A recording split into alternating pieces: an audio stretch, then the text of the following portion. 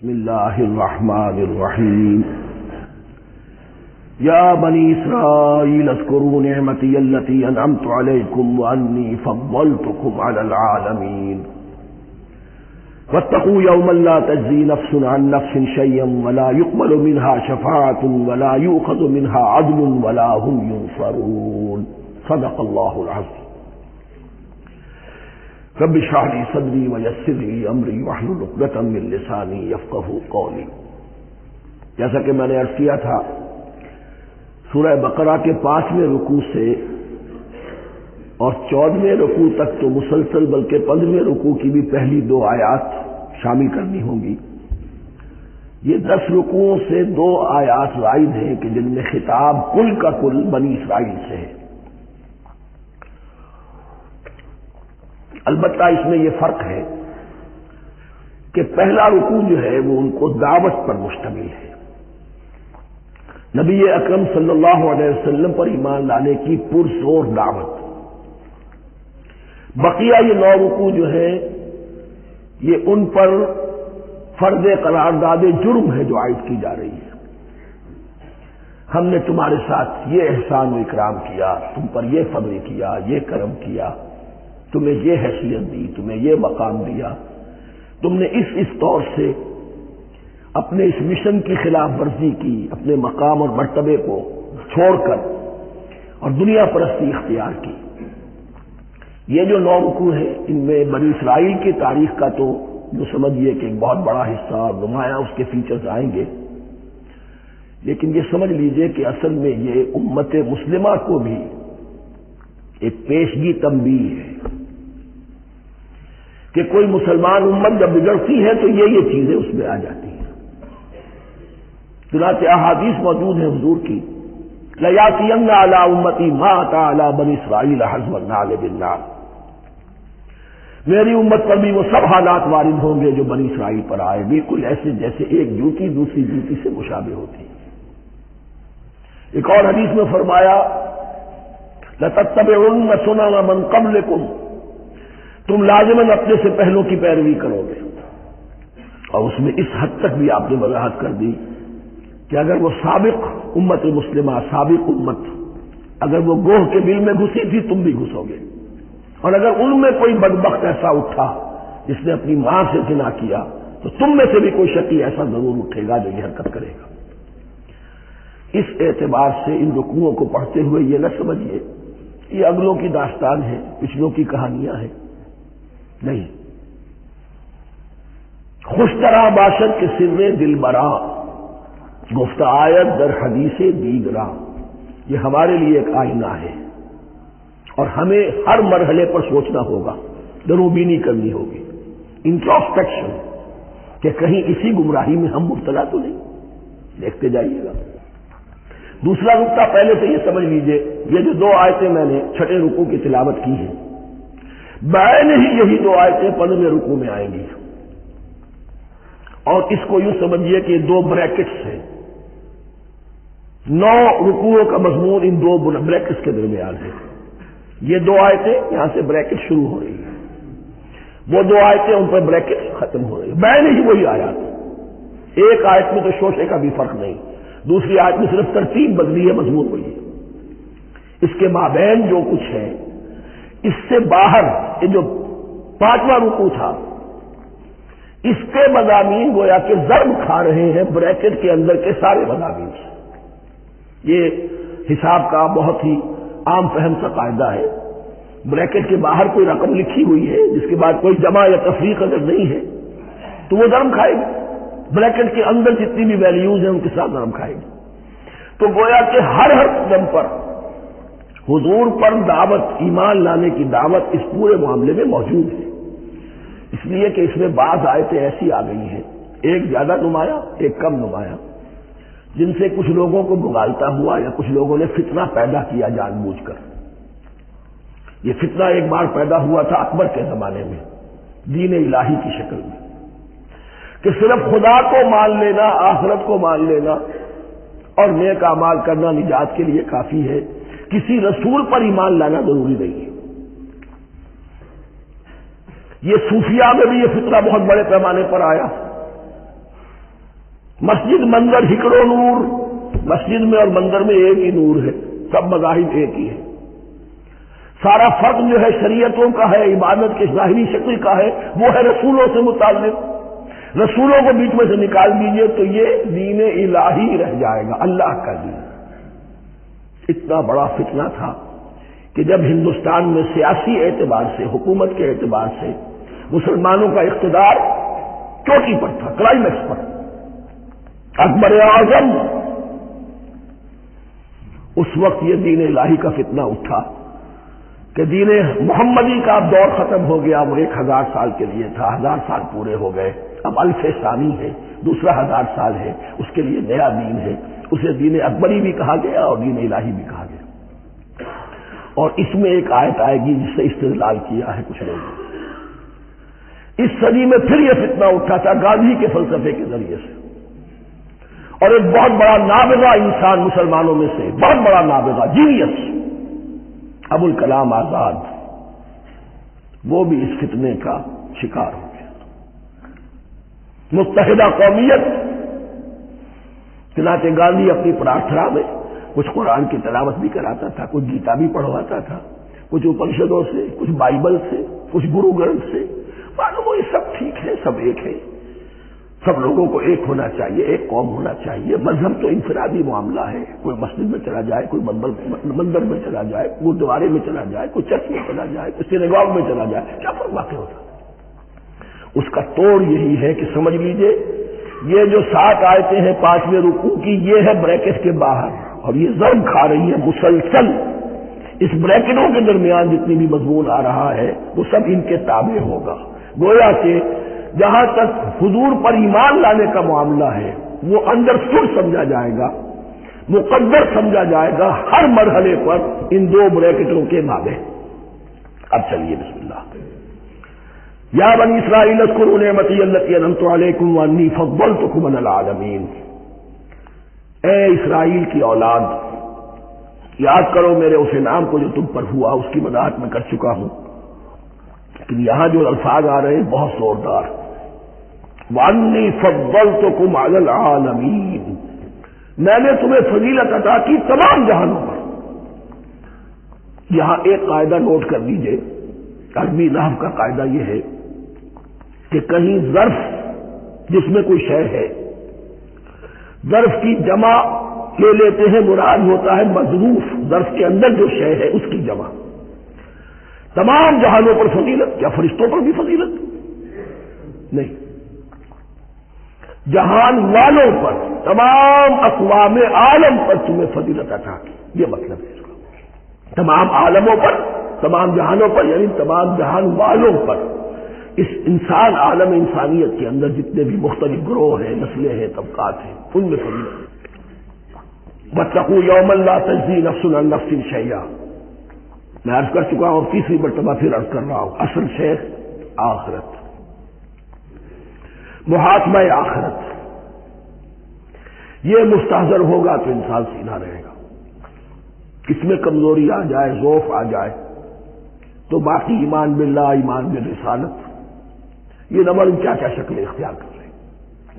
دیکھیے اس آیت کے اندر 4 اعتبارات سے محاکمہ آخرت کا زور ہے۔ واتقوا یوما، ڈرو اس دن سے، لا تجزی نفس عن نفس شیئا، جس دن کوئی جان کسی دوسرے کے کام نہ آ سکے گی۔ ولا يقبل منها شفاعہ، اور نہ کسی سے کوئی سفارش یا شفاعت قبول کی جائے گی، کیٹیگوریکل ڈینائل۔ ولا يؤخذ منها عدل، نہ کسی سے فدیہ قبول کیا جائے گا۔ ولا هم ينصرون، اور نہ انہیں کوئی مدد مل سکے گی۔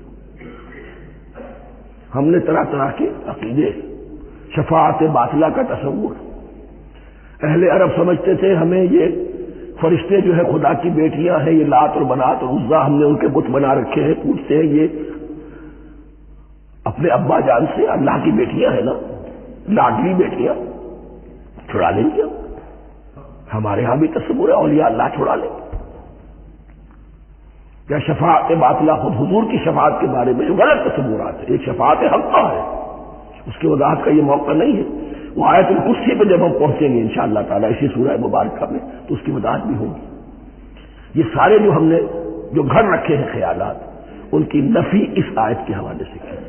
واتقوا یوما لا تجزی نفس عن نفس شیئا، کوئی انسان دوسرے انسان کے کام نہیں آ سکے۔ ولا يقبل منها شفاعۃ، کسی جان کی طرف سے کوئی سفارش قبول نہیں ہوگی۔ ولا يؤخذ منها عدل، نہ کوئی فدیہ قبول کیا جائے گا۔ ولا هم ينصرون، نہ انہیں کوئی مدد مل سکے گی۔ اب اس کے بعد اللہ تعالیٰ کے احسانات اور ان کی طرف سے جو ناشکریاں ہوئی ہیں ان کی بڑی تفصیل کے ساتھ اب بات چلے گی، تفصیل نہیں تیزی کے ساتھ۔ یہ واقعات کئی 100 برس کے ہیں، لیکن ایک تو یہ کہ ان کی تفاصیل مکی صورتوں میں آ گئی ہیں، سب سے زیادہ سورہ اعراف میں ملے گی اور بھی کئی صورتوں میں آپ کو مل جائے گی۔ یہاں پر تو پے بپے جیسے کہ ایک قرارداد جرم کسی پر کی جاتی ہے تو اس میں سب گنوائے جاتے، تم نے یہ کیا یہ کیا یہ کیا۔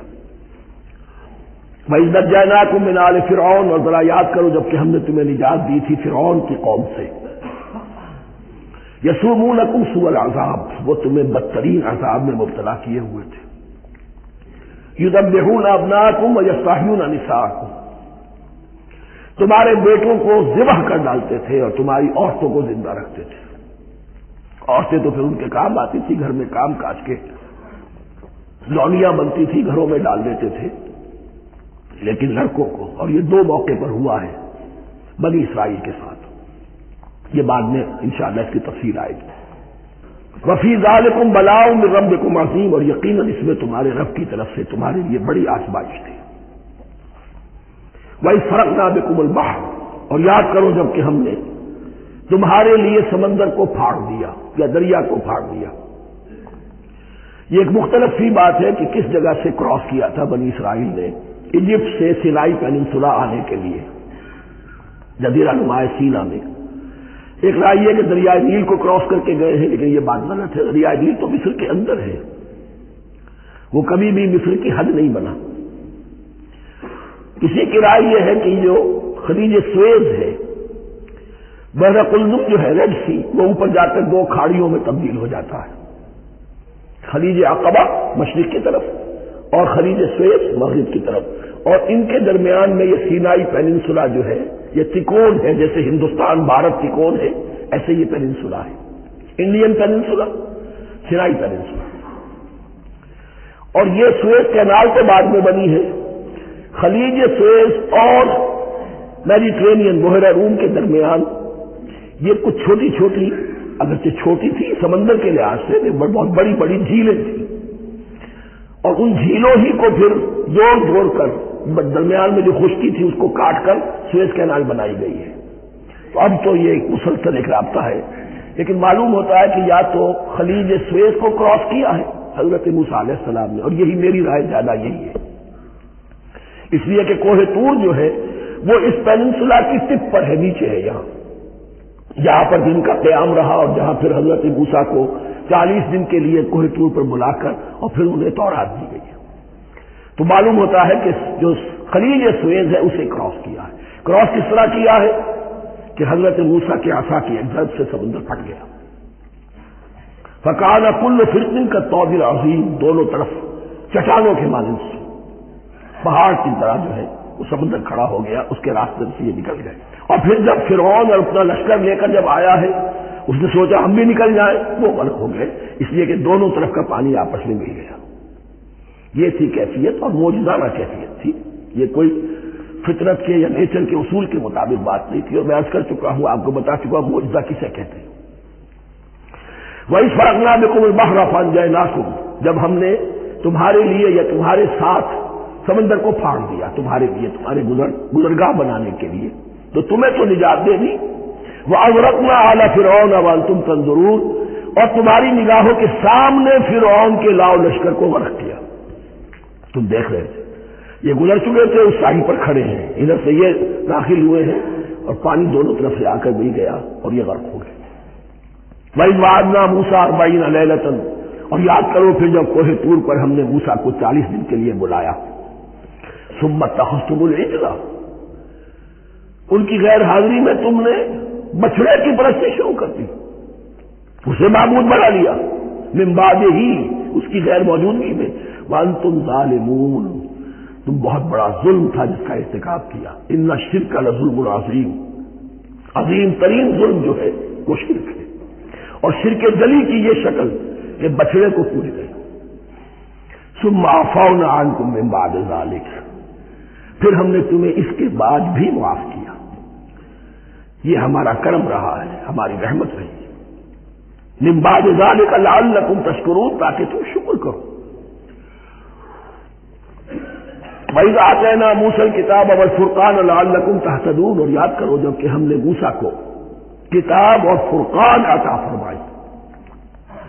یہ فرقان حق اور باطل کے درمیان فرق کر دینے والی چیز، اور کتاب عام طور پر جو آتا ہے وہ شریعت کے لیے آتا ہے، شریعت بھی دی، کتاب بھی دی، اور فرقان بھی دیا، لعلکم تہتدون، تاکہ تم ہدایت پاؤ۔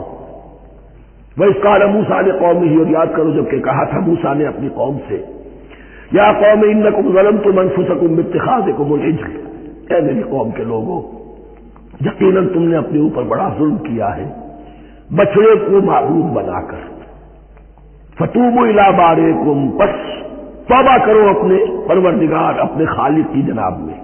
باری اللہ تعالی ہے، باری، فاقتلوا انفسکم، تو قتل کرو اپنے آپ کو۔ یہ چیز جو ہے تورات میں تفصیل سے آئی ہے، قرآن میں نہیں ہے۔ اسی اعتبار سے میں نے آپ کو بتایا تھا کہ تورات کا مطالعہ اس اعتبار سے مفید ہے کہ بہت سے واقعات جن کا قرآن میں ذکر ہے، یہ بعض اشارہ ہے،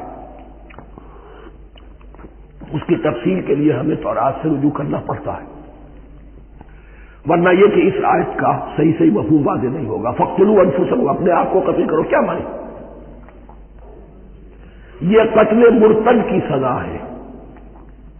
وہاں معلوم ہوتا ہے کہ حضرت موسیٰ نے یہ حکم دیا، 12 قبیلے تھے، ہر قبیلے میں سے کچھ لوگوں نے یہ کفر اور شرک کیا، باقی لوگوں نے نہیں کیا۔ انہیں حکم دیا گیا کہ اپنے قبیلے کے لوگ ان کو قتل کریں جو ان کے قبیلے میں سے اس کفر کے مرتکب ہوئے۔ انفسکم سے مراد یہ اپنے قبیلے کے لوگوں کو تم قتل کرو، اس لیے کہ قبائلی زندگی جو ہوتی ہے آپ کو معلوم ہے، اس میں کوئی اور قبیلہ ہاتھ لگا دے تو قبائلی عصبیت بھڑک اٹھے گی۔ 70,000 یہودی قتل ہوئے، اس سے بڑی توبہ اور ممکن نہیں، اس سے بڑا پرج، کسی بھی آئیڈیالوجیکل پارٹی کے اندر پرج بہت ضروری ہوتا۔ کچھ لوگ آ گئے ایک نظریے کو قبول کر کے، رفتہ رفتہ نظریہ اوجل ہو گیا، کچھ مفادات، کچھ چودراہٹیں، یہ مقدم ہو گئی، اسی سے باتیں خراب ہوتی ہیں، غلط راستے پہ پڑ جاتی ہیں، تحریکیں بھٹک جاتی ہیں۔ تو آئیڈیالوجیکل پارٹی، نظریاتی جماعتیں پرج کرتی رہتی ہیں کہ جو بھی ہمارے نظریے سے ہٹ گئے اب ان کو ہم کاٹ کر علیحدہ کر دیں۔ اور یہی سے قتل مرتد، تو یہ چیز حدیث میں ہے یا پھر قرآن میں یہاں ہے۔ اس حوالے سے جو لوگ ہمارے ہاں بعض علماء بھی ہیں، جدید دانشور ہیں، جو قتل مرتد کی جو حد ہے اسلام میں اس کو تسلیم نہیں کرتے، لیکن میرے نزدیک یہ شریعت موسوی کا تسلسل ہے کہ شریعت موسوی کی جس شے کو بدلا نہ گیا ہو، جس کے بارے میں صراحتاً یہ معلوم نہ ہو کہ یہ شے تبدیل کر دی گئی، تو وہ شریعت محمدی کا جزو بن گئی۔ زنا پر رجم کا معاملہ بھی یہی ہے۔ قرآن مجید میں رجم کی صحیح آیت کوئی موجود نہیں ہے، حدیث میں ہے۔ قرآن مجید میں مرتد کے قتل کے لیے کوئی آیت موجود نہیں ہے، حدیث میں ہے، سنت میں ہے، اور دونوں کی کا جو منبع ہے وہ اصل میں تورات ہے۔ تو اس بات کو اچھی طرح نقل کر دیجیے، یہ جگہ اکثر لوگ جو ہے یہاں بہت سرسری طور سے گزر جاتے ہیں، یہ بہت اہم ہے، اور اس کے لیے تورات کی طرف رجوع کیجیے۔ 70,000، 6 لاکھ کل تھے جب یہ مصر سے نکلے ہیں، 6 لاکھ تھے۔ کتنے عرصے کے بعد پیننسولا پہنچے ہیں، سینائی پیننسولا میں اور طور میں، کچھ اور ان کی تعداد بڑھ گئی ہوگی، لیکن یہ کہ ان میں سے 70 لاکھ کو قتل کیا اپنے ہاتھوں سے۔ ہر قبیلے نے اپنے جو مرتد تھے ان کو اپنے ہاتھ سے قتل کیا۔ فتوبوا الی بارئکم فاقتلوا انفسکم ذالکم خیر لکم عند بارئکم، یہی تمہارے لیے تمہارے رب کے نزدیک بہتر بات ہے۔ فتاب علیکم، تو اللہ نے تمہاری توبہ قبول کر لی۔ توبہ قبول کس طرح ہوئی؟ یہ تزکیہ ہوا ہے امت کا کہ ان میں سے جن لوگوں نے اتنی بڑی غلط حرکت کی ہے ان کو کاٹ کر، ذبح کر کے، ان کو قتل کر کے پھینک دیا گیا۔ انہ هو التواب الرحیم، یقیناً وہ تو ہے ہی بہت توبہ کا قبول فرمانے والا اور بہت رحم فرمانے والا۔ وَإِذْ قُلْتُمْ يَا مُوسَىٰ لَن نُّؤْمِنَ لَكَ حَتَّىٰ نَرَى اللَّهَ جَهْرَةً، ایک اور واقعہ ان کی تعریف کا۔ اور یاد کرو جب کہ تم نے کہا تھا اے موسیٰ ہم تو تمہاری بات نہیں مانیں گے۔ ایمان کے بعد جب لام کا حرف آئے تو اس کے معنی صرف تصدیق کے ہوتے ہیں۔ لن نؤمن لک، ہم آپ کی بات کی تصدیق نہیں کریں گے، حتی نری اللہ جہرۃ، جب تک کہ ہم دیکھ نہ لیں اللہ کو عیاناً۔ ہمیں کیا پتا اللہ نے یہ کتاب دی آپ کو، آپ تو لے کر آ گئے، ہمارے سامنے تو پتھر کی کچھ تختیاں ہیں، اس پہ کچھ لکھا ہوا، کس نے لکھا ہمیں کیا پتا۔ اب دیکھیے ایک حضرت موسیٰ کی خواہش تھی رب ارنی انظر الیک، وہ کچھ اور شے تھی۔ یہ تخریبی ذہن ہے جو یہ کہہ رہا ہے کہ ہم بھی چاہتے ہیں کہ اللہ کو اپنی آنکھوں سے دیکھے اور معلوم ہو کہ واقعی اس نے یہ کتاب آپ کو دی ہے۔ فاخذتکم الصاعقۃ، تو تمہیں آپ پکڑا ایک بہت بڑی کڑک میں، ایک بہت بڑی کڑک ہوئی اور سب کے سب مردہ ہو گئے۔ وَأَنْتُمْ تَنظُرُونَ، تمہارے دیکھتے دیکھتے ایک کڑک نے تمہیں آ لیا۔ ثُمَّ بَعَثْنَاكُمْ مِنْ بَعْدِ مَوْتِكُمْ، پھر ہم نے تمہیں دوبارہ اٹھایا تمہاری موت کے بعد۔ بعض لوگ اس کی یہ تعویل کر رہے ہیں کہ یہ موت نہیں تھی بلکہ بے ہوش ہو گئے تھے، یعنی جو بھی کڑک تھی اس کی وجہ سے سب کے سب بے ہوش ہو کے گر گئے۔ لیکن میرے نزدیک یہاں تعویل کی ضرورت نہیں، بعد سے بعد الموت اللہ کے لیے کوئی مشکل نہیں۔ ہم الفاظ کو خواب کاہے کو ان کے اصل جو مفہوم ہے جو کہ صاف ہے صریح ہے اس سے خواب کاہے کے لیے موڑ کر لے کر جائے۔ ثم بعثناکم من بعد موتکم لعلکم تشکرون، تاکہ تم شکر کرو۔ وظللنا علیکم الغمام وانزلنا علیکم المن والسلوى، اور ہم نے تم پر ابر کا سایہ کیا۔ اب 6 لاکھ کا قافلہ چل رہا ہے، سینائی پیننسولا، صحرا، کوئی اوٹ نہیں، کوئی سایہ نہیں، لق و دق، دھوپ کی تبش۔ تو اللہ کا فضل ہوا کہ ایک سائے کی طرح ابر جو ہے ان کے ساتھ ساتھ جہاں جہاں وہ جا رہے ہیں وہ ابر ان پر سایہ کیے ہوئے۔ وانزلنا علیکم المن والسلوى، کھانے کو کچھ نہیں، تو من اور سلوى نازل کیے گئے۔ من ایسے اترتا تھا رات کے وقت کہ جیسے شبنم کے قطرے ہوتے ہیں، لیکن وہ ہوتا تھا کسی ایسی چیز کا جس میں شیرینی تھی، اور پھر وہ زمین پر آ کر جم کر وہ ایک گویا کے دانہ بن جاتے تھے، یہ ان کا اناج ہو گیا۔ کاربوہائیڈریٹ سپلائی اس سے ہو گئی، من سے۔ اور سلوہ ایک خاص قسم کا پرندہ بٹیر کی شکل کا جو بے پناہ بڑی تعداد میں ان کے بڑے بڑے جھنڈ آتے تھے شام کے وقت، اور وہ ان کے ڈیرا جہاں ہوتا تھا اس کے گرد وہ اتر آتے تھے، اور رات کی تاریکی میں یہ آسانی سے ان کو پکڑتے تھے، ان کو کھاتے تھے بھون کر، اور یہ ان کی پروٹین ہو گئی۔ پوری غذا جو ہے اللہ تعالیٰ نے ان کو فراہم کر دی۔ وَأَنزَلْنَا عَلَيْكُمُ الْمَنَّ وَالسَّلْوَىٰ كُلُوا مِن طَيِّبَاتِ مَا رَزَقْنَاكُمْ، کھاؤ ان پاکیزہ چیزوں کو جو ہم نے تمہیں عطا کی ہے۔ وَمَا ظَلَمُونَا، ہم نے تو ان پر کوئی ظلم نہیں کیا، وَلَٰكِن كَانُوا أَنفُسَهُمْ يَظْلِمُونَ، لیکن وہ خود ہی اپنے اوپر ظلم ڈھاتے رہے، ہر قدم پر نافرمانی اور ناشکری۔ اس کی بھی ناشکری آگے آ جائے گی چل کر، من و سلوہ سے بھی ناشکری کی انہوں نے۔ وَإِذْ قُلْنَا ادْخُلُوا هَٰذِهِ الْقَرْيَةَ فَكُلُوا مِنْهَا حَيْثُ شِئْتُمْ رَغَدًا وَادْخُلُوا الْبَابَ سُجَّدًا وَقُولُوا حِطَّةٌ نَغْفِرْ لَكُمْ خَطَايَاكُمْ، اور یاد کرو جب کہ ہم نے تم سے کہا تھا اس شہر میں داخل ہو جاؤ اور پھر کھاؤ اس میں سے بافراغت جہاں سے چاہو جو چاہو، لیکن دیکھنا دروازے میں داخل ہونا جھک کر اور کہتے رہنا مغفرت مغفرت مغفرت، ہم تمہاری خطاؤں سے درگزر فرمائیں گے۔ اس آیت کو سمجھنے کے لیے ذرا تاریخی بات سمجھ لیجیے۔ صحرائے سینا میں آنے کے بعد اور یہ جو کتاب تورات انہیں مل گئی تھی اس کے بعد حضرت موسیٰ علیہ السلام کے ہی زمانے میں انہیں جہاد اور قتال کا حکم ہوا۔ اس سے پوری قوم نے انکار کر دیا. یہ سورہ مائدہ میں آئے گا. اس پر اللہ تعالیٰ نے ایک سزا مسلط کر دی ان پر کہ 40 برس تک کسی صحرا میں بھٹکتے پھریں گے. اگر یہ ابھی قتال کرتے، جہاد کرتے، تو پورا فلسطین ان کے ہاتھ پر ابھی فتح کرا دیتے. لیکن چونکہ انہوں نے بزدلی دکھائی ہے، اب سزا یہ ہے فَإِنَّهَا مُحَرَّمَةٌ عَلَيْهِمْ 40 سَنَةً يَتِيهُونَ فِي الْأَرْضِ. اب 40 برس تک یہ اسی صحرا میں بھٹکتے پھریں گے. اور ارض فلسطین جو ان کے لیے ارض موعود تھی وہ ان پر حرام کر دی گئی 40 سال کے لیے. اس 40 سال کے عرصے میں حضرت موسیٰ کا بھی انتقال ہو گیا، حضرت ہارون کا بھی ہو گیا. اس عرصے میں ایک نئی نسل پیدا ہوئی. وہ جو غلامی کا داغ اٹھائے ہوئی نسل آئی تھی مصر سے، جن کے اندر مورل کیریکٹر جو ہے وہ بہت کمزور ہو جاتا ہے، غلامی کا یہ اثر ہوتا ہے. تو پوری نسل ختم ہو گئی. نئی نسل اب پیدا ہوئی. 40 برس صحرا میں پیدا ہوئے، یہی پلے بڑھے. ان میں اب ایک جذبہ تھا.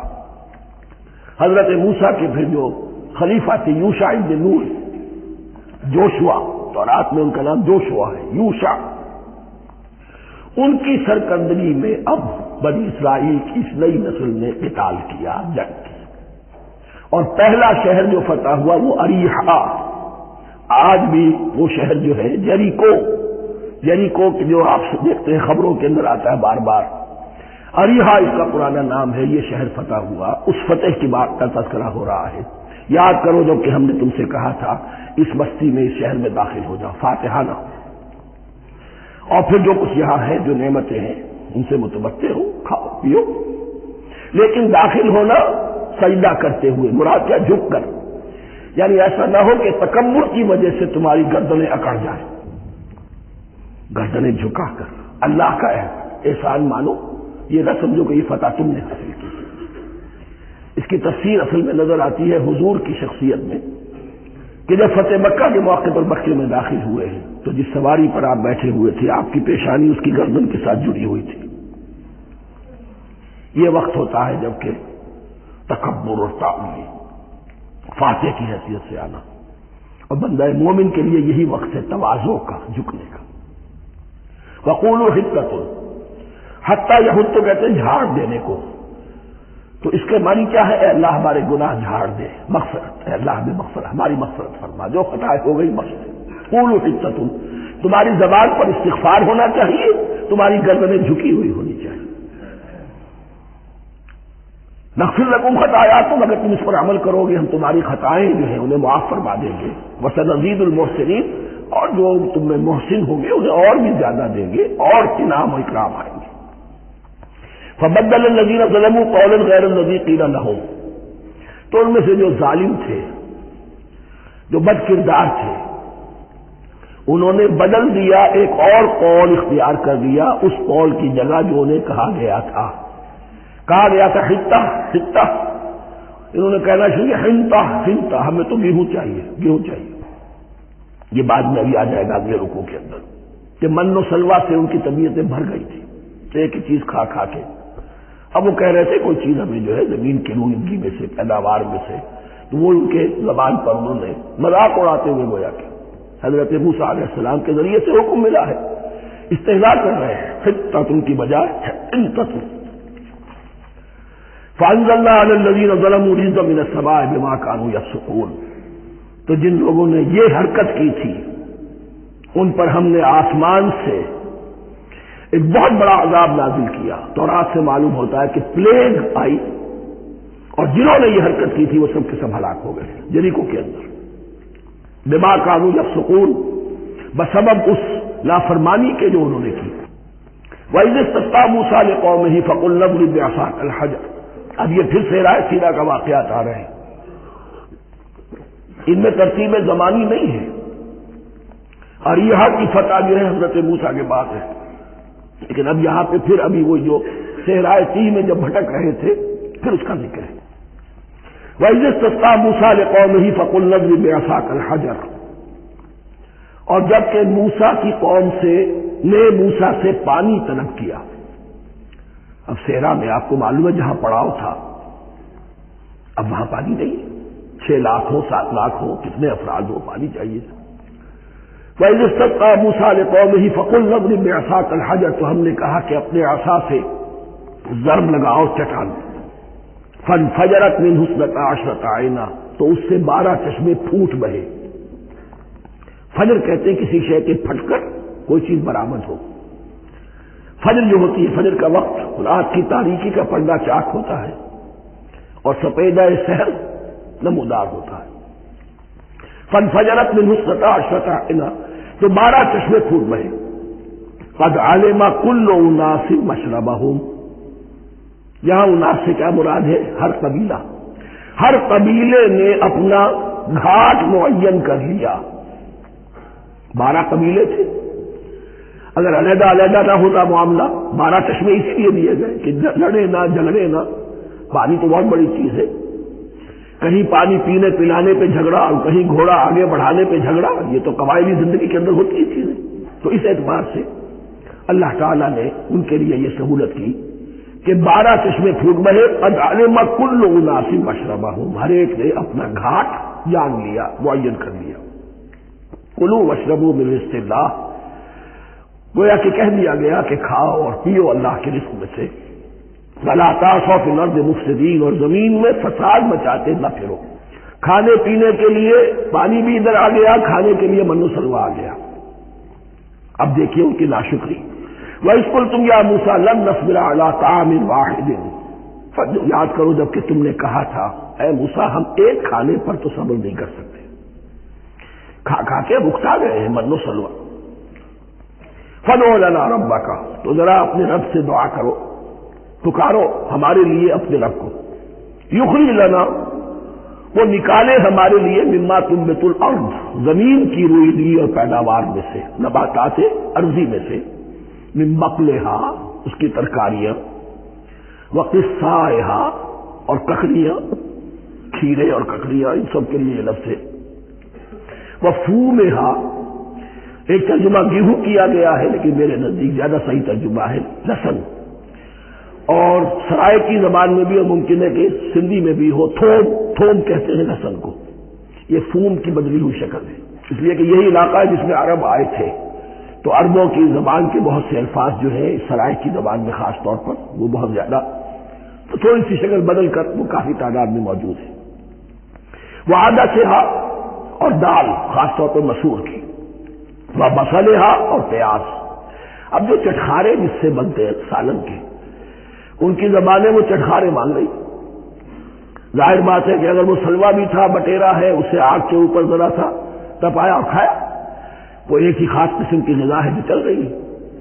اسی طرح من جو ہے وہ ایک خاص قسم کا سیریل ان کے لیے بن گیا ہے۔ لیکن یہ جو چٹخارے ہیں یہ تو لہسن سے ہے، پیاز سے ہے، ترکاریوں سے ہے، ان تمام چیزوں سے، دال کا اپنا ایک ذائقہ ہے۔ قَالَ تَسْتَبْدِلُونَ الَّذِي هُوَ أَدْنَىٰ بِالَّذِي هُوَ خَيْرٌ، حضرت موسیٰ نے فرمایا کیا وہ شے جو کمتر ہے بدلے میں چاہتے ہو اس کے کہ جو بہتر ہے؟ من و سلوہ کہیں بہتر ہے، اللہ کی طرف سے تمہیں دیا گیا ہے، تم اس سے تمہارا جی بھر گیا ہے، اس کو ہاتھ سے دے کر چاہتے ہو کہ یہ ادنا چیزیں تمہیں ملے۔ اہبطوا مصرا، اب یہ لفظ آ گیا اہبطوا، اب ظاہر بات ہے یہ آسمان سے زمین پر اترنے کے لیے لفظ نہیں ہے اہبطوا، یہاں اس کا ترجمہ صحیح ہوگا سیٹل ڈاؤن سم ویئر۔ اگر زمین کی یہ چیزیں چاہیے تو کہیں سیٹل ہو جاؤ اور کاشت کرو، بیج ڈالو، آبیاری کرو، یہ ساری چیزیں تمہیں مل جائیں۔ اہبطوا مصر، کہیں سیٹل ڈاؤن ہو جاؤ، کہیں اتر پڑو کسی بستی میں، کسی علاقے میں، فإن لكم ما سألتم، تمہیں مل جائے گا جو کچھ کہ تم نے مانگا۔ وَضُرِبَتْ عَلَيْهِمُ الذِّلَّةُ وَالْمَسْكَنَةُ وَبَاءُوا بِغَضَبٍ مِّنَ اللَّهِ، اب یہ ہے ان کی وہ خباثتیں، ان کے وہ ناشکریاں، ان کی وہ معصیتیں، ان پر جو آخری حکم دیا جا رہا ہے، جو اگر آپ برا نہ مانیں تو میں عرض کروں گا آج یہود پر اتنا اپلیکیبل نہیں ہے جتنا مسلمانوں پر ہے۔ ضربت علیہم الذلۃ والمسکنۃ وباؤوا بغضب من اللہ، ذلت اور مسکنت کم ہمتی ان پر تھوپ دی گئی. ضربت علیہم, it was heaped upon them, the humiliation was heaped upon them. ضربت علیہم الذلۃ والمسکنہ وباؤوا بغضب من اللہ, اور وہ اللہ کا غضب لے کر لوٹے. وہی امت جس کے بارے میں فرمایا وانی فضلتکم علی العالمین, اسی امت کا پھر یہ حشر ہوا. کیوں ہوا؟ نافرمانی. تمہیں کتاب دی تھی کہ تم پیروی کرو, تمہیں کتاب دی تھی کہ اسے قائم کرو. وَلَوْ أَنَّ أَهْلَ الْكِتَابِ أَقَامُوا التَّوْرَاةَ وَالْإِنْجِيلَ وَمَا أُنزِلَ إِلَيْهِم مِّن رَّبِّهِمْ لَأَكَلُوا مِن فَوْقِهِمْ وَمِن تَحْتِ أَرْجُلِهِمْ. اگر یہ تورات اور انجیل کو قائم کرتے, نافذ کرتے, تو نعمتیں زمین بھی اگلتی, ان کے قدموں کے نیچے سے نعمتیں جو ہے وہ پھوٹتی, اور ان کے سروں کے اوپر سے بھی بارش ہوتی نعمتوں کی. لیکن اگر تم نے اس کو چھوڑ کر اپنی خواہشات, اپنے نظریات, اپنے خیالات, اپنا تمرد, اپنی سرکشی, اپنی حاکمیت, اپنی مصلحتیں, اپنی عقل, اس کو بالا تر کیا, تو پھر جو قوم اللہ کے قانون کی, اللہ کی ہدایت کی, اللہ کی کتاب کی امین ہوتی ہے دنیا میں, وہ اللہ کی ریپرزینٹیٹو ہوتی ہے, نمائندہ ہوتی ہے. اگر وہ اپنے عمل سے مس ریپرزینٹ کرے اللہ کو, تو وہ کافروں سے بڑھ کر مغضوب اور کافروں سے بڑھ کر مبغوض ہو جاتی ہے. مغضوب بھی, مبغوض بھی. اس لیے کافروں کو تو دین پہنچانا تمہارے ذمہ تھا. تم نے دین ان کو کیا پہنچانا تھا, تم تو خود دین سے منحرف ہو گئے. آج اس جگہ پر امت مسلمہ کھڑی ہے کہ 1.25 بلین یا 1.5 بلین, 125 کروڑ عزت نام کی شے نہیں ہے. کہ عزت نام تھا جس کا گئی تیمور کے گھر سے. سارے معاملات دنیا کے G7 G15 کے ہاتھ میں ہیں. سیکورٹی کونسل اس کے پرماننٹ ممبر کا ویٹو ہے, اور نہ سیکورٹی کونسل میں اور نہ کہیں کسی G7 میں, نہ G9 میں, نہ G15 میں کوئی مسلمان ملک نہیں. کسنمی پرسوں کی بھیا کشتی. ہماری اپنی پالیسیز کہیں اور طے ہوتی ہیں, ہمارے اپنے بجٹ کہیں اور بنتے ہیں, ہماری صلح اور جنگ کسی اور کے اشارے سے ہوتی ہے. یہ ریموٹ کنٹرول, یہ ذلت اور مسکنت. ہم کہتے ہیں ہماری شہرت ہے کشمیر, اور جنگ کرنے کو تیار نہیں ہے. یہ خوف نہیں تو کیا ہے, یہ مسکنت نہیں تو کیا ہے. اگر اللہ پر یقین ہو اور اپنے حق پر یقین ہو, تو اگر شہر دوسرے کے قبضے میں ہے تو ہمت کرو, یا تخت یا تختہ. لیکن نہیں, آپ کے ریڈیو پر, ٹیلی ویژن پر خبریں آتی رہی کہ اتنے مسلمانوں کے ساتھ یہ کر دیا, اتنی مسلمان عورتوں کی بے حرمتی کر دی. لیکن یہاں ہم بیٹھے ہوئے اپنے اپنے دھندوں میں, اپنے اپنے کاروبار میں, اپنی اپنی ملازمتوں میں, اپنے اپنے کیریئرز میں. دنیا میں کیا کچھ ہو رہا ہے. بہرحال اس وقت یہ جو ہے, میں نے جیسا کہ عرض کیا تھا کہ یہ ہے تاریخ بنی اسرائیل کی, لیکن خوشترا باشد کے سر دل براں گفت آیت در حدیث دیگراں. یہ ہمارا نقشہ ہے آج اس آیت میں. ضربت علیہم الذلۃ والمسکنۃ وباؤوا بغضب من اللہ. اور یہ کیوں؟ ذالک بانہم کانوا یکفرون بآیات اللہ. یہ اس لیے کہ وہ اللہ کی آیات کا انکار کرتے رہے. وَيَقْتُلُونَ النَّبِيِّينَ بِغَيْرِ الْحَقِّ. اللہ کے نبیوں کو ناحق قتل کرتے رہے. ہمارے ہاں بھی مجددین امت میں سے کتنے ہیں جو جیلوں میں ڈالے گئے, جن کو ایسی ایسی مار پڑی ہے کہ کہا جاتا ہے کہ ہاتھی کو بھی وہ مار پڑتی تو برداشت نہیں. احمد ابن حنبل کے ساتھ کیا ہوا؟ ابو حنیفہ جیل میں انتقال کیا. امام مالک کے کندھے کھینچ دیے گئے, کاٹ دیے گئے, منہ کالا کر کے اور اونٹ پر بٹھا کر پھرایا گیا. امام دار الہجرہ شیخ احمد سرہندی جیل میں رہے. سید احمد بریلوی اور ان کے ساتھیوں کو خود مسلمانوں نے تہہ تیغ کیا ہے. بہرحال یہ داستانیں ہیں. اب نبی تو کوئی نہیں آئے گا, ان کے ہاں نبی تھے. ہمارے ہاں مجددین ہیں، علماء حق ہیں، جیسے کہ حدیث بھی ہے علماء امتی کا انبیاء بنی اسرائیل، تو جو انہوں نے انبیاء کے ساتھ کیا ہم نے مجددین اور علماء کے ساتھ کیا۔ ذالک بما عصوا وکانوا یعتدون، اور یہ ہوا ان کی نافرمانیوں کی وجہ سے اور حد سے تجاوز کرنے کی وجہ سے۔ اللہ تعالیٰ تو ظالم نہیں، اللہ نے تو اونچا مقام دیا تھا، ہمیں بھی خیر امت قرار دیا، کنتم خیر امت اخرجت للناس تأمرون بالمعروف وتنہون عن المنکر وتؤمنون باللہ۔ اب اگر ہم نے وہ اپنا مشن چھوڑ دیا تو ذلت اور مسکنت وہ ہمارا مقدر بن گیا۔ اللہ کا قانون اور اللہ کا عدل بے لاگ ہے، وہ فرام امہ ٹو امہ چینج نہیں ہوتا۔ سنت اللہ جو ہے لن تجد لسنت اللہ تحویلا ولن تجد لسنت اللہ تبدیلا، اللہ کی سنت بدلتی نہیں۔ بنی اسرائیل کا جو حشر ہوا آج وہ ہمارا ہو رہا ہے۔ بہرحال اس پر میری جو کتاب ہے سابق اور موجودہ مسلمان امتوں کا ماضی حال اور مستقبل، اس کا مطالعہ کیجیے۔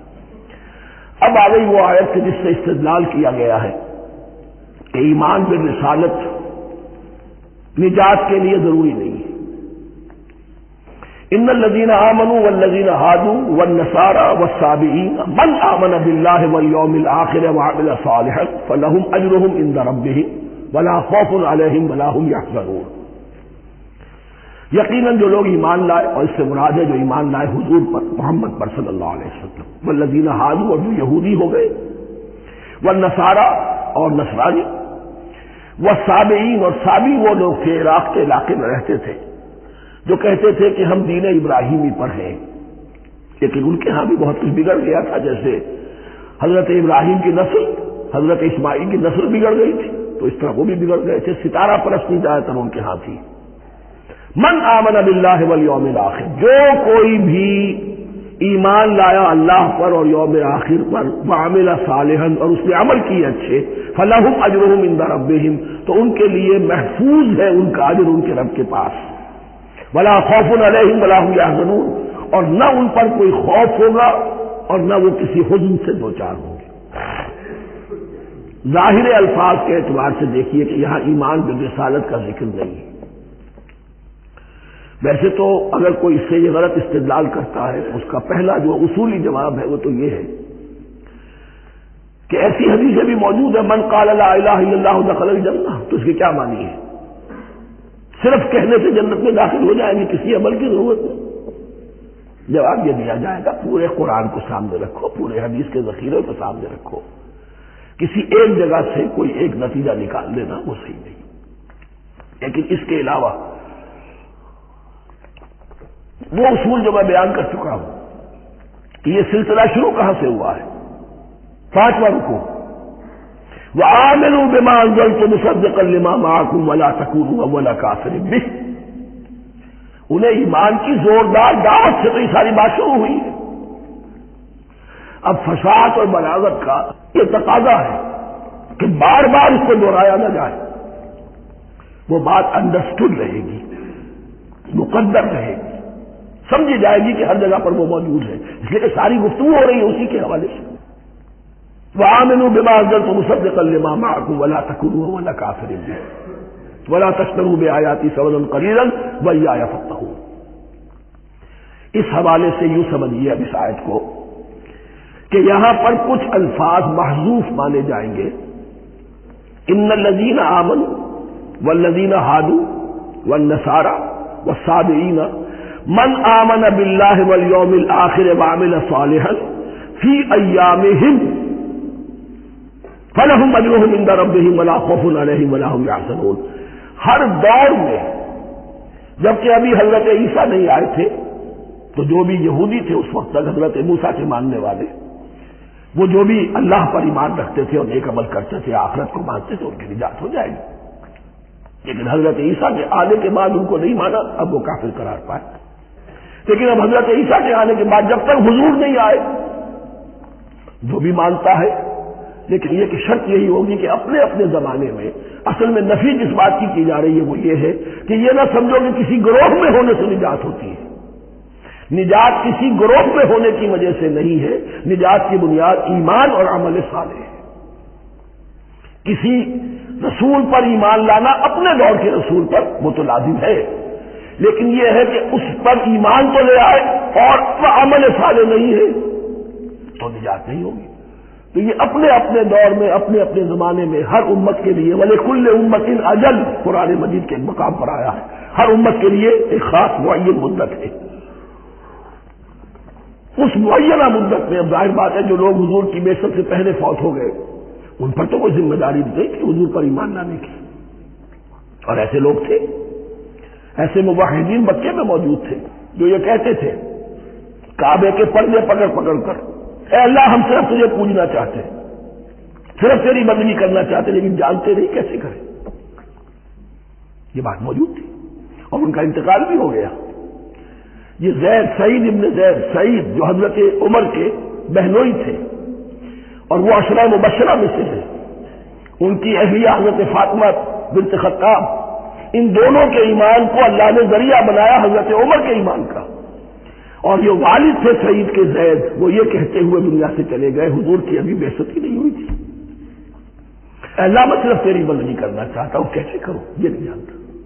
اسی کو ذہن میں رکھیے، اہدنا الصراط المستقیم جو میں نے کہا تھا، ایک سلیم الفطرت انسان، سلیم العقل انسان توحید تک پہنچ جاتا ہے، آخرت کو پہچان لیتا ہے، لیکن اب کیا کروں؟ اس شریعت کے لیے، ان احکام کے لیے وہ دستے سوال دراز کرنے پر مجبور ہے۔ الحمدللہ رب العالمین الرحمن الرحیم مالک یوم الدین ایاک نعبد و ایاک نستعین اہدنا الصراط المستقیم۔ اسی صراط المستقیم کی دعا کا یہ جواب اب آئے گا، شروع ہوگا سورہ بقرہ سے، یہ کرو یہ نہ کرو، یہ فرض ہے، یہ تم پر لازم کیا گیا، یہ چیز حرام کی گئی، وغیرہ وغیرہ۔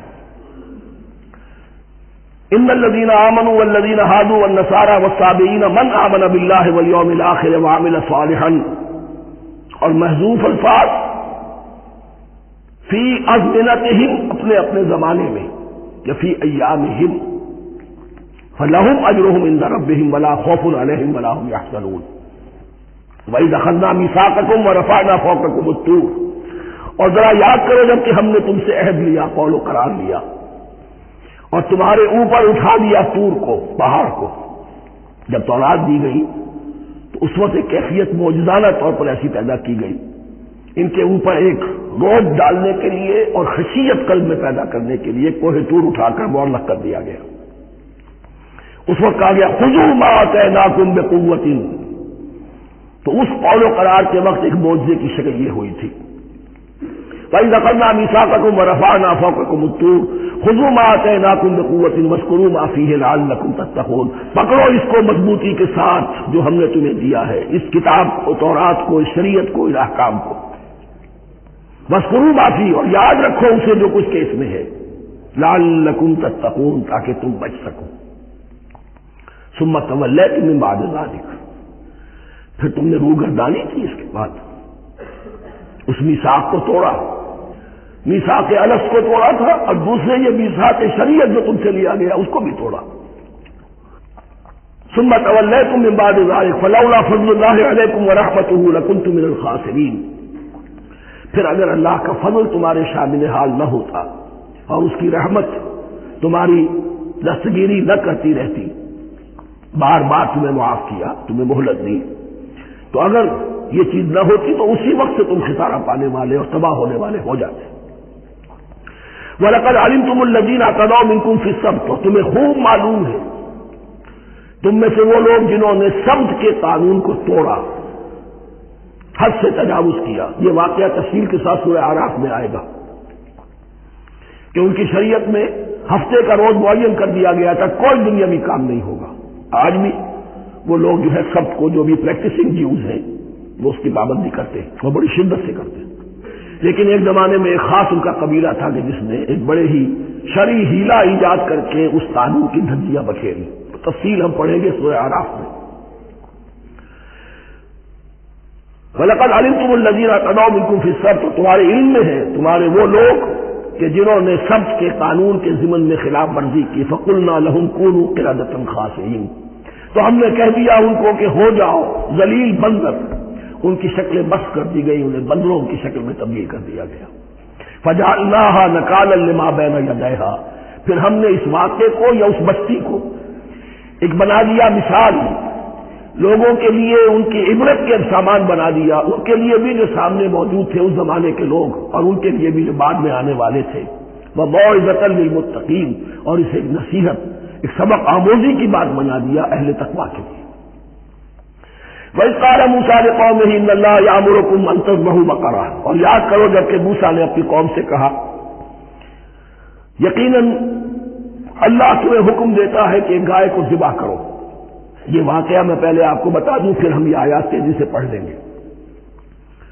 بنی اسرائیل میں ایک شخص قتل ہو گیا، عامر نامی، اور قاتل کا پتہ نہیں چل رہا تھا۔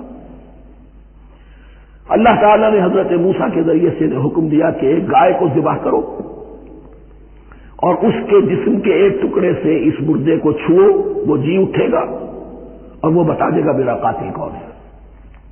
اب یہ معجزات کی شکل ہے جو بار بار آ رہے ہیں، اور سابق اس امت کے اندر معجزات کا آپ کو بہت عمل دخل ملے گا۔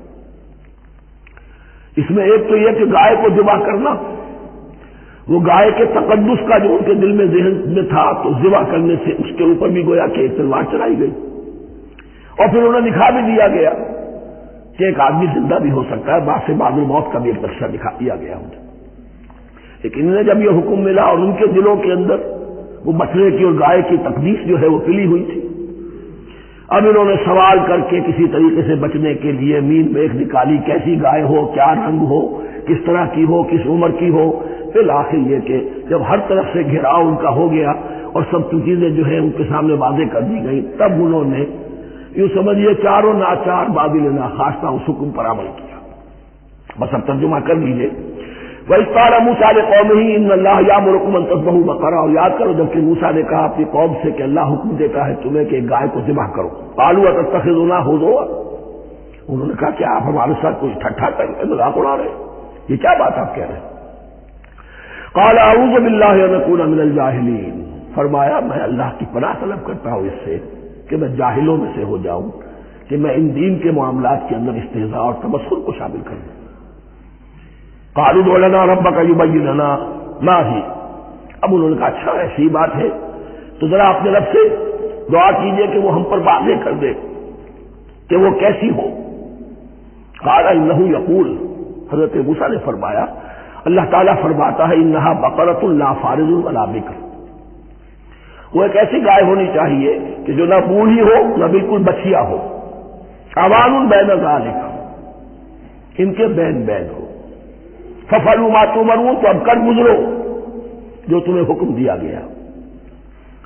قالوا ادع لنا ربک یبین لنا ما لونھا، اب انہوں نے پھر کہا ذرا ایک دفعہ اور دعا کیجیے اپنے رب سے، جو ہمیں بتا دے اس کا رنگ کیا ہونا چاہیے۔ قال انه يقول انها بقرة صفراء فاقع لونها تسر الناظرين، فرمایا اللہ فرماتا ہے کہ وہ گائے ایسی ہونی چاہیے زرد رنگ، شوخ رنگ، شوخ زرد رنگ کی، چمکیلی، جو دیکھنے والوں کو خوب اچھی لگے، پسند آئے، دل میں کھب جانے والی۔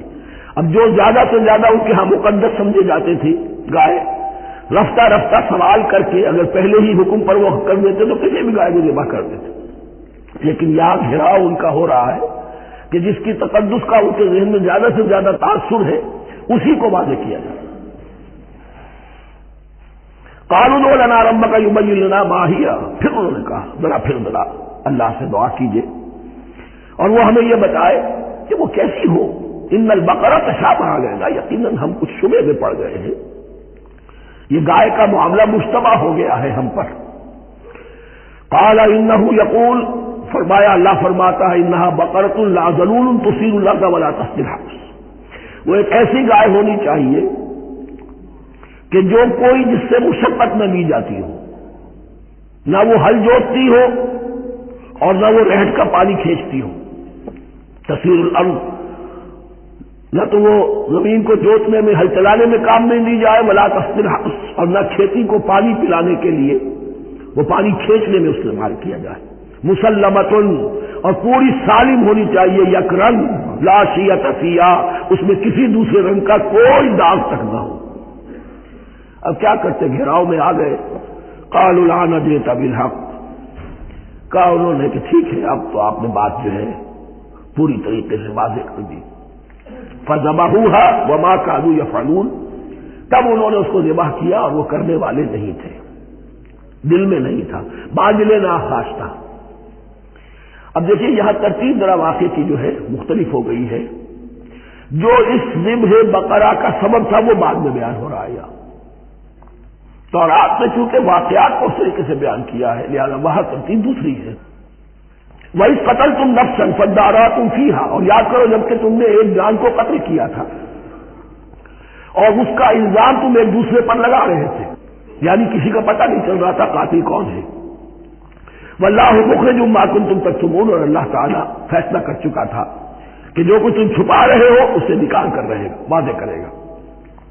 فَقُلْ اضْرِبُوهُ بِبَعْضِهَا، تو ہم نے حکم دیا کہ اس کی لاش کو اس گائے کے ایک ٹکڑے سے، اس کے جسم کے ایک حصے سے ضرب لگاؤ. کذالک یحیی اللہ الموتیٰ، اور دیکھو اس طریقے سے اللہ مردوں کو زندہ کر دے گا. تھوڑی دیر کے لیے وہ زندہ ہوا، اس نے اپنے قاتل کا نام بتا دیا.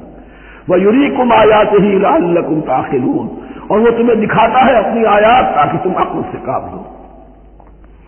اب جو الفاظ آ رہے ہیں بہت سخت ہیں، بہت سخت، لیکن ان کو پڑھتے ہوئے ضرور ضرور کیجیے گا، اپنے اندر جھانکیے گا.